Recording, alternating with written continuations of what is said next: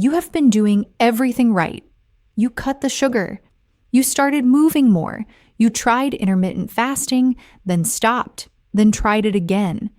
You are eating better than you have in years.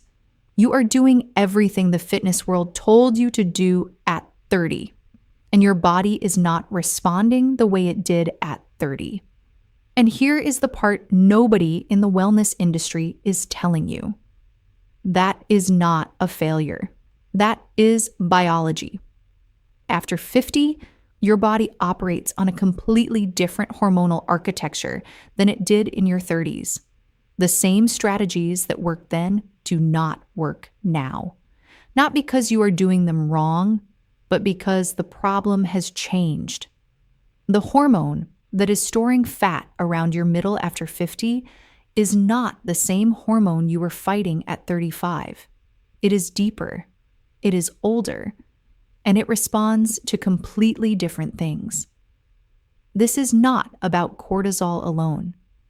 After 50, there is a second hormone working against your belly, one that the Japanese have been managing through 5 specific daily habits for generations, one that most Western women have never heard named in the context of body fat, one that explains why you can eat clean, sleep reasonably well, exercise consistently, and still wake up every morning with the same weight sitting in the same place it was 6 months ago. By the end of this video, you will know exactly what that hormone is, why it works differently in your body after 50 than it ever did before, and 5 specific habits used daily in Japan, backed by modern science, costing nothing, that begin working on it as early as tomorrow morning. Stay with me, because habit 4 is the one that contradicts everything you have been told about exercise after 50. And habit 5 is the one most women tell me changed everything, not in weeks, but in days. Here is what most people do not know about the body after 50. Your cortisol awakening response, the 50% hormone spike that occurs within 30 minutes of waking every morning, does not change after 50. It continues exactly as it did before. Elevated cortisol still signals the body to store fat preferentially around the abdomen. A study published in the journal Obesity confirmed this link between morning cortisol and visceral belly fat, the deep abdominal fat that sits around the organs, not just beneath the skin. But after 50, cortisol is not working alone. A second hormone enters the equation with significantly more influence than it had before: estrogen.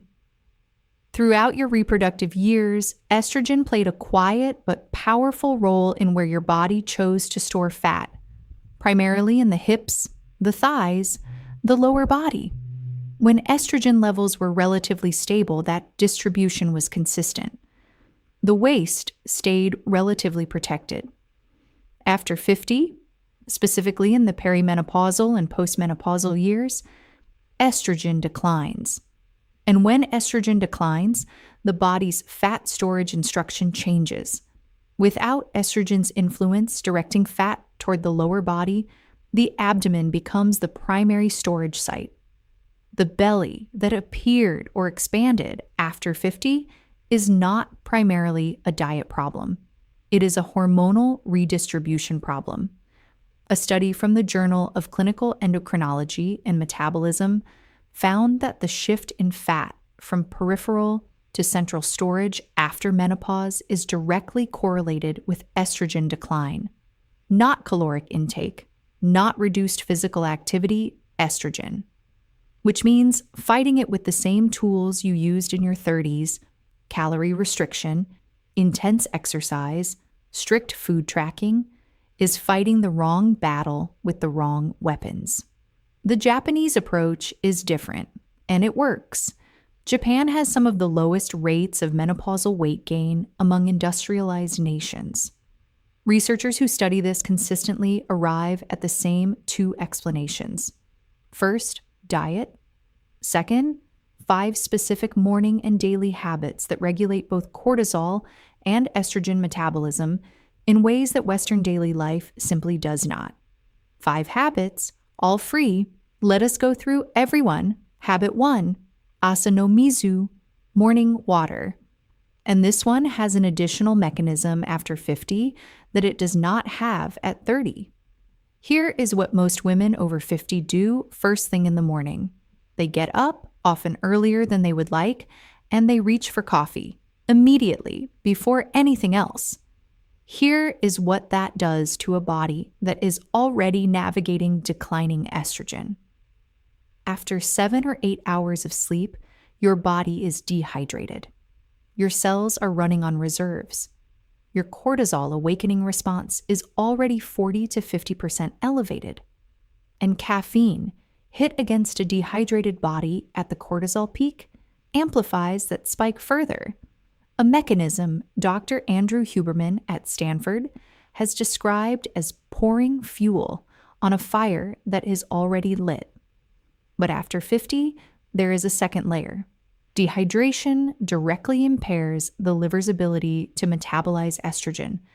Your liver is responsible not just for processing toxins, but for breaking down and eliminating excess or used hormones, including estrogen metabolites. A dehydrated liver does this inefficiently. An inefficient estrogen metabolism is one of the contributing factors to the hormonal imbalance that drives central fat storage after menopause. The Japanese alternative is almost embarrassingly simple. A glass of warm water, not cold, warm, immediately upon waking. Sometimes with a small pinch of sea salt to replenish the sodium and magnesium the body metabolizes overnight. Sometimes with a squeeze of lemon for vitamin C. A study from the University of Alabama found that 500 milligrams of vitamin C, the amount in a generous squeeze of lemon, significantly reduced cortisol spikes following stress events. Magnesium specifically acts as a natural cortisol regulator. The salt, the lemon, and the warm water together send one signal to the nervous system before the day has made a single demand of it. We are safe. We do not need to protect anything today. 1 glass, 2 minutes. Before the coffee, before the phone, before anything else, this is where it starts. Habit 2, morning light. And after 50, this one is more urgent than it has ever been. Here is something most women over 50 have never been told about their sleep. The quality of your sleep after 50 is directly affected by the timing of your morning light exposure. This is not a wellness observation. It is documented circadian biology. After 50, melatonin production naturally declines. The melatonin your body produces tonight to give you deep restorative sleep tomorrow is manufactured from the serotonin your brain produces today. And serotonin production is triggered specifically and primarily by morning light entering your eyes within the first 30 to 60 minutes of waking. If you do not get morning light, serotonin production is insufficient. Insufficient serotonin means insufficient melatonin tonight. Insufficient melatonin means lighter, more fragmented sleep. And lighter, more fragmented sleep means a higher cortisol curve tomorrow morning, which means more abdominal fat storage. Dr. Sachin Panda at the Salk Institute has spent decades documenting this cascade. His research with postmenopausal women specifically found that disrupted circadian rhythms in this population correlate with both elevated cortisol and accelerated visceral fat accumulation, and that consistent morning light exposure is the single most effective non-pharmacological intervention for resetting the circadian system. In Japan, this is built into the morning walk, the sampo, that is part of daily life for millions of women. Not for steps, not for fitness, for light. 5 to 10 minutes, outside, not through a window, not from a screen. Actual outdoor light reaching your eyes before the morning is an hour old. After 50, this is not optional wellness advice. This is the most important thing you can do for your sleep, your hormones, and your waistline before you have eaten a single thing. Tomorrow morning, before coffee, before your phone, step outside. 1 minute if that is all you have. The biology begins immediately. Habit 3. MA, the deliberate pause before caffeine. This one will be the hardest to hear, not because it is complicated, because it involves coffee. Do not drink coffee for the first 90 minutes after waking. Here is why this matters more after 50 than it did before. When you wake up, your brain is saturated with adenosine, the molecule that produces the groggy feeling of morning. Normally, the body clears adenosine naturally within approximately 90 minutes. Coffee blocks adenosine receptors, which is why it makes you feel alert. But if you drink it before your body has cleared the adenosine naturally, you are blocking receptors that are still full. The adenosine does not disappear. It waits. When the caffeine wears off, typically around 2 or 3 in the afternoon, all of the backlogged adenosine arrives at once. Your body interprets this crash as a stress event. Cortisol rises in response. After 50, this cortisol spike hits a body that is already more sensitive to cortisol-driven fat storage than it was at 35, because declining estrogen has removed one of the key buffers that previously moderated cortisol's effect on abdominal fat accumulation. The afternoon crash is not just energy loss. After 50, it is a fat storage event. The Japanese concept of MA, the intentional pause between actions, applied here simply means letting your body complete its natural 90-minute wake-up process before introducing a stimulant. Dr. Huberman delays his own caffeine by 90 to 120 minutes every morning. He calls this one of the highest return habits in terms of the quality of alertness and energy it produces for the rest of the day. The coffee that comes 90 minutes after waking, after the adenosine has cleared, after the morning light has set the circadian system, works the way coffee was always supposed to work. Clean, sustained. No crash at 2. 3 days. Give it 3 days before you decide whether it has made a difference. The difference will be noticeable. Habit 4. And this is the one that goes against everything you have been told about getting rid of belly fat after 50. Stop doing intense morning exercise. Not forever, not completely. In the morning, specifically, during the cortisol awakening response window. Here is why this is especially important after 50.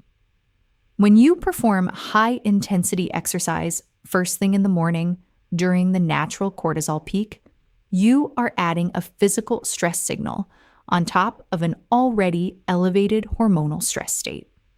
A study published in the Journal of Endocrinological Investigation found that intense morning exercise can keep cortisol elevated for up to 4 hours after the workout ends. At 35, with sufficient estrogen buffering cortisol's fat storage instruction, this was manageable. After 50, without that estrogen buffer, those 4 hours of elevated post-exercise cortisol are 4 hours of accelerated abdominal fat storage signal in a body that is already predisposed toward central storage.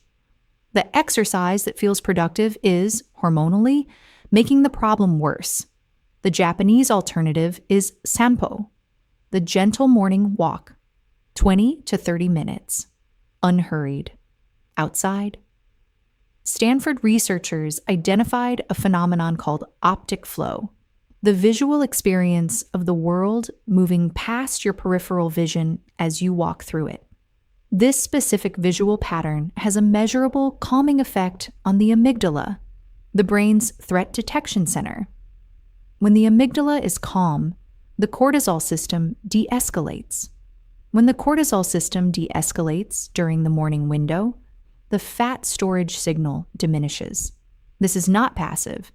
This is the most hormonally intelligent form of movement you can do in the first hour of your day after 50. Walk.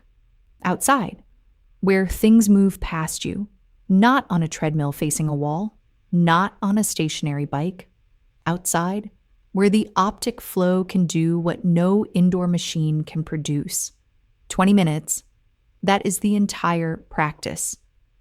And the intense training you love, save it for later in the day, after midday, when cortisol has naturally declined and your body can handle and benefit from higher intensity effort without the hormonal cost. Afternoon strength training after 50 has different and significantly more positive hormonal consequences than morning high-intensity work. The time of day is the variable, not the effort. Walk in the morning, train in the afternoon. The biology rewards this sequence. Habit 5. Seijaku and Shokuhin. Stillness and food philosophy. 2 Japanese principles that work together as a single practice. And the one that most women over 50 tell me changed the most in the shortest time. The first part is Seijaku. The first 30 minutes after waking, your phone stays down. Here is the mechanism after 50 and why it is more important now than it was before. The moment you look at your phone, each notification, each headline, each piece of incoming information triggers a small dopamine spike paired with a small cortisol spike. In a matter of minutes, your nervous system has shifted from rest to reactive, from recovery to alert. After 50, with a nervous system that is navigating hormonal fluctuation, and with estrogen's calming effect on the stress response diminished, this morning cortisol escalation hits harder and lingers longer than it did before. Dr. Anna Lemke at Stanford, whose research on dopamine and compulsive stimulation is among the most cited in her field, has documented that early morning phone use sets a higher baseline dopamine threshold for the rest of the day, meaning the body requires more stimulation, more cortisol, more urgency, just to feel normal throughout the day. Your phone at 6 in the morning is a cortisol trigger. After 50, that trigger has a heavier cost than it did before. The second part of this habit is shokuhin, the Japanese approach to food as medicine. Specifically, after 50, 3 foods that Japan consumes daily that directly support estrogen metabolism and cortisol regulation. Miso, fermented soybean paste consumed as miso soup, contains isoflavones, phytoestrogens that bind to estrogen receptors in the body and produce a mild estrogenic effect. Research published in the Journal of Nutrition found that regular miso consumption was associated with significantly reduced menopausal symptoms and more stable hormonal profiles in postmenopausal women. Japan has the lowest rates of severe menopausal symptoms of any country studied. Miso is one of the consistently identified reasons. Green tea. Consumed daily in Japan, green tea contains EGCG, a compound that has been shown to support liver function, specifically the liver's ability to metabolize and eliminate excess estrogen metabolites. A well-functioning estrogen metabolism means a more stable hormonal environment. A more stable hormonal environment means less abdominal fat accumulation signal. Fermented foods broadly. Natto, pickled vegetables, fermented rice. The gut microbiome plays a direct role in estrogen metabolism. Specific gut bacteria are responsible for activating and deactivating estrogen in the body. A disrupted gut microbiome produces disrupted estrogen metabolism. Japan's daily fermented food consumption maintains a gut microbiome that supports stable hormonal balance in a way that most Western diets do not even attempt. 3 foods, all inexpensive, all available, all supported by the same science that explains why Japanese women navigate the postmenopausal years with measurably less central weight gain than women in almost any other country studied. 5 habits, all free, none of them requiring a gym membership, a meal plan, a supplement stack, or a new version of yourself that is more disciplined than the one reading this right now.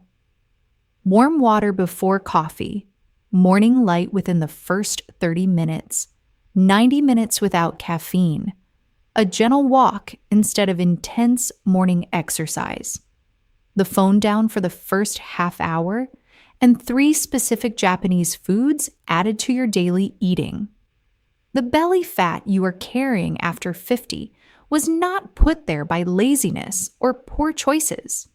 It was put there by a hormonal shift that nobody explained to you, and that no amount of willpower was ever designed to fix. Japan has known this for generations, not with the same language the science now uses, but with the same precision. Because the women in Japan who move through their 50s and 60s with waistlines that have not significantly changed are not doing more. They are not trying harder. They are simply doing 5 different things at the start of every day in the right order, consistently without drama. And starting tomorrow morning, so can you. Before you go, one question. Of these 5 habits, which one do you already know is the missing piece? The one you have heard and felt the recognition of, not because it surprised you, but because some part of you already understood it was true. Leave it in the comments, because the habit you named tonight is the one you are most likely to actually begin tomorrow morning. And if this changed the way you understand what is happening in your body after 50, share it with one woman in your life who has been blaming herself for a problem that was never about discipline. She deserves to know the truth. Take care of yourselves, and I will see you in the next one.